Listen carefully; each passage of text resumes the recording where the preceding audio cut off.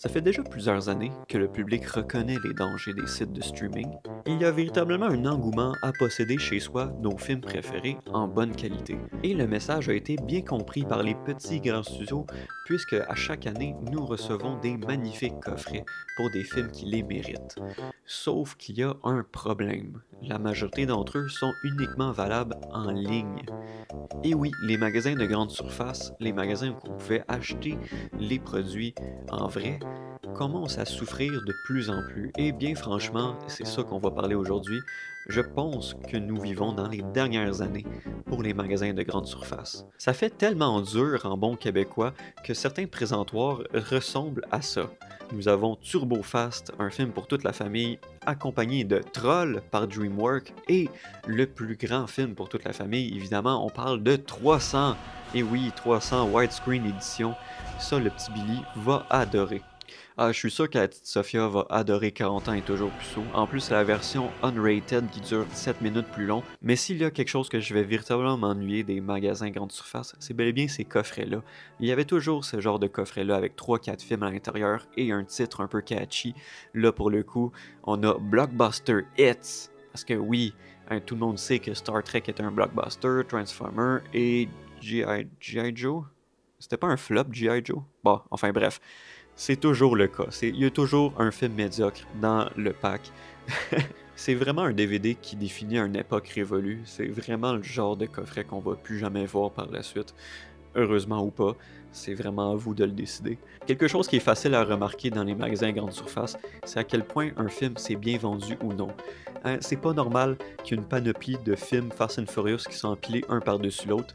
Mon petit doigt dit qu'ils ont fait soit trop de copies Fast and Furious ou qui s'est vraiment pas bien vendu. Un des deux, mais ouais, c'est quelque chose de toujours drôle à remarquer. Et on a la même histoire pour Tom Cruise. Tom Cruise, je ne sais pas pourquoi, mais c'est inévitable de voir sa face dans les magasins de grande surface. Il y a toujours une multitude de copies de films avec Tom Cruise en tête d'affiche. Je ne sais pas pourquoi il y a autant de copies qui sont distribuées dans ces magasins-là. Pourtant, c'est des bons coffrets avec de nombreux bonus features à l'intérieur, mais je sais pas. Je pense qu'ils en ont sans doute trop fait parce que, my god, c'est inévitable. Et on ne peut pas parler de grands magasins sans parler de Walmart. Walmart qui était supposé remplacer Best Buy. Hein, Best Buy qui a arrêté de vendre des films depuis quelques années maintenant.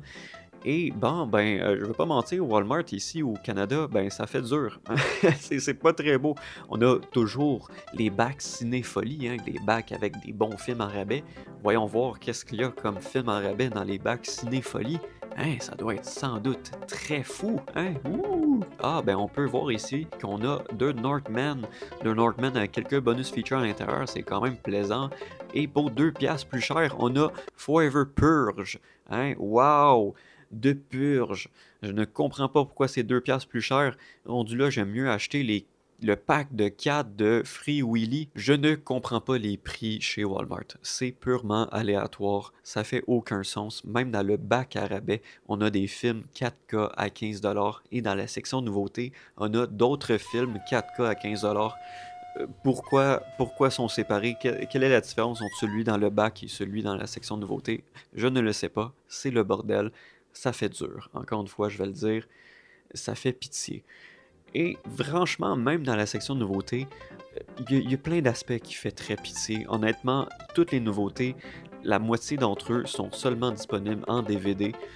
Je comprends pas qui veut acheter des DVD à 30$, surtout quand la majorité des versions Blu-ray ou 4K sont disponibles pour le même prix en ligne.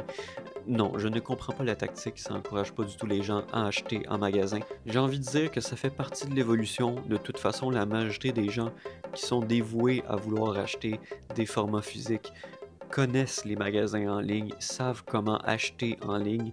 Alors, le public suit la tendance. Ce n'est pas trop grave et surtout, pour finir cette vidéo, je voulais conclure avec le fait que ce n'est pas tous les magasins qui font dur. Ce n'est pas tous les magasins qui font pitié. Il existe encore aujourd'hui des magnifiques magasins où on peut acheter des films en format physique. Et aujourd'hui, je voulais vous présenter celui que j'ai visité à Toronto récemment. C'est bel et bien le magasin de Vinegar Syndrome.